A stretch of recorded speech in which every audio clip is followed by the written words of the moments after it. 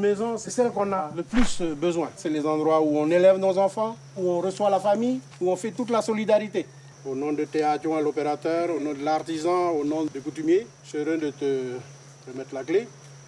Et puis, Dieu fasse que tu sois la plus heureuse le plus longtemps possible dans la maison.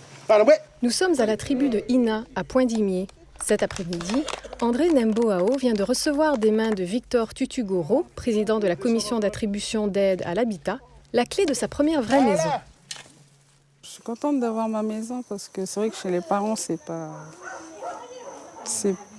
toujours facile de rester chez les parents, quoi. Ça fait longtemps que j'attendais ma maison.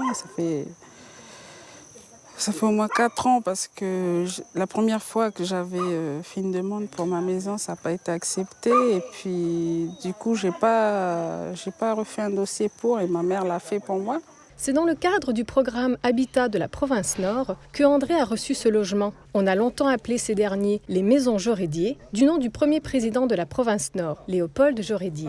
En 1992, il a lancé un plan d'habitation pour les populations en difficulté. Ce sont des gens qui n'ont pas de revenus, ou alors c'est des gens qui ont très peu de revenus, qui habitent dans l'habitat précaire. Ça peut être des cabanes en tôle ou des maisons en torchis, ou alors qui habitent ensemble avec leurs parents ou un groupe de famille. 20 ans plus tard, plus de 1200 de ces maisons ont été livrées. Du logement social, mais avec une touche océanienne. Un petit retouche de peinture et après Pondex. L'association TSOA est l'opérateur de ce programme d'habitat. Ce matin, visite d'un chantier en cours, à Point-d'Imier. Ça, ils avaient oublié d'enlever quand ils ont mis le banderie. Ah ouais, c'est juste pour caler. Oui. C'est l'un des 3 modèles de maisons proposés par le programme. Un T3, mais avec une particularité importante pour les Océaniens. La spécificité de cette maison, c'est tout ce qui est sanitaire, il y a accès par l'extérieur. Donc là, c'est des familles qui accueillent souvent des gens, il y a des coutumes qui se passent ici. Il y a des gens qui n'ont pas le droit de traverser les pièces où on fait les coutumes, quoi. Donc eux, ils vont passer par derrière pour accéder aux sanitaires. L'attributaire de la maison, là, c'est un des chefs de clan, de la tribu de Ina. Là. Donc lui, généralement, il va recevoir du monde. Là. Il y aura du monde qui va venir chez lui, quoi. Auparavant, les futurs propriétaires pouvaient choisir un modèle de maison dit dispersé, correspondant à la façon de vivre des Océaniens. Plusieurs espaces autonomes relient entre eux. Mais aujourd'hui, ces modèles ne se font plus. Ici, vous avez les 2 chambres, avec le salon après. Ensuite, le module qui est à côté, là, c'est la cuisine. Et puis les toilettes avec la douche. Et entre les deux, vous avez une coursive. Actuellement, on fait plus ce modèle-là, plus par rapport au savoir-faire de nos artisans. C'est plus compliqué à réaliser, quoi. Voilà. Quand les modèles sont séparés, donc il y a plusieurs implantations à faire, plusieurs fondations à faire, les dalles à couler, donc il y a plusieurs dalles à couler en même temps. Donc, pas comme ces modèles qui existent actuellement, donc c'est rectangle, donc l'implantation c'est en une seule fois, le coulage de dalles c'est une seule fois, donc c'est plus simple aussi peut-être pour les entreprises, les artisans du coin, donc voilà. Nous retrouvons Julien Dylan-Ségère-Rodin dans son atelier à Koné. Militant depuis toujours pour une architecture et une organisation de l'espace à l'océanienne, il nous présente des plans de différents équipements du Nord. Arrêtez ça. Ça, c'est pas des trucs...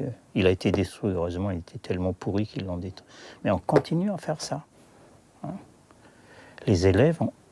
Pourquoi ? Parce que les architectes ici, ce ne sont pas des chercheurs. On fait dans l'habitude de la routine. Vous prenez un Kanak, vous prenez un Wallisien, vous prenez un Européen, un Indonésien, son architecture n'est pas la même. Et ici, tout fonctionne comme si tout le monde était français. Ça, il faut que ça change un jour ou l'autre. Ce qu'on fait actuellement dans le Nord, ça ne va pas. Vous allez à Grenarc, vous allez partout autour de la province, c'est une catastrophe à ce niveau-là, parce qu'il faut construire vite. Et ce n'est pas seulement en mettant un poteau, une case ou un totem devant une architecture qu'on appelle ça de l'architecture océanienne. Ce n'est pas vrai. Alors une maison océanienne, à quoi cela pourrait-il ressembler ? Là, dans ce projet-là, qui doit être construit à Nouméa ou en cours de construction, c'est un projet où on rappelle l'importance de la vie kanak. Il y a l'accueil, qui arrive dans un jardin. Ça, c'est un immense jardin partagé entre différentes circulations qui peut rappeler justement le principe de la circulation, de la grande voie interne dans les tribus. C'est exactement ça. Il y a le jardin et après il y a la disposition.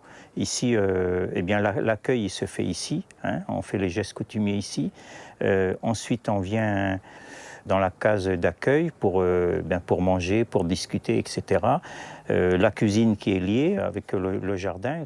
Ici, il y en a un espace télé, parce que voilà l'adaptation, il y a un espace télé, mais qui est déconnecté de l'ensemble.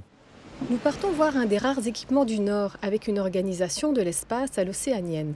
Avec sa case, son allée centrale, ses jardins et la dispersion de ses différents bâtiments, l'hôtel de la province Nord a été réalisé il y a 20 ans. Dans la foulée de la provincialisation. Ce sont des éléments dispersés. Il y a une relation permanente entre le concept architectural et le végétal. Hein, et c'est ce qu'on voit aujourd'hui. Là. Tout est construit autour de plusieurs espaces qui sont eux-mêmes plantés d'un végétal typiquement océanien du Pacifique. Hein. On sent ce rapport quotidien, intime, entre l'intérieur et l'extérieur. Et ça fait partie du monde océanien. On aurait pu très bien ici, au lieu de construire des bâtiments épars, on aurait pu très bien faire un gros bloc. Un bâtiment de 3-4 étages et tout le monde était là, effectivement. Ça coûte un peu parce qu'il y a des réseaux à faire, etc. Mais le principe, il est là, c'est que les gens sont en relation permanente, que ce soit le pouvoir, que ce soit les fonctionnaires, sont en relation permanente avec le dehors. Et le dehors, ça fait partie de l'Océanie. Mais dans le logement social, il faut faire vite et sans luxe. Vite, car sous l'impulsion de l'usine du Cognambo, la province se développe sans luxe, car ce programme est financé à 80% par l'État, via les contrats de développement. Une enveloppe financière à gérer efficacement.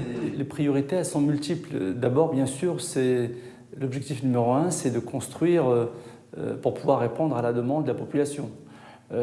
Après, donc, effectivement, il faut avoir des délais qui soient les plus réduits possibles. Donc on ne peut pas passer 1 an, 2 ans à construire un logement. Donc il faut que ça soit plusieurs mois, quelques mois. Après, il y a un autre paramètre, c'est aussi ça contribue au développement économique de nos petites entreprises artisanales sur l'ensemble de la province Nord.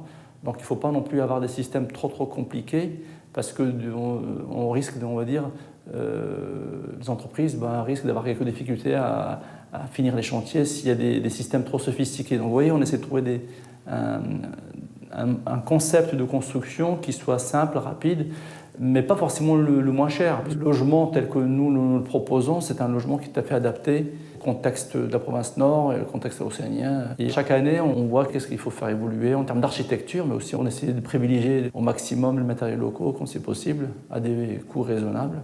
Avec de telles contraintes, l'habitat dispersé ne reviendra pas au goût du jour dans le logement social. Reste à espérer que ce dernier garde autant que possible un caractère océanien. En province Nord, environ 500 ménages sont en attente d'un logement social.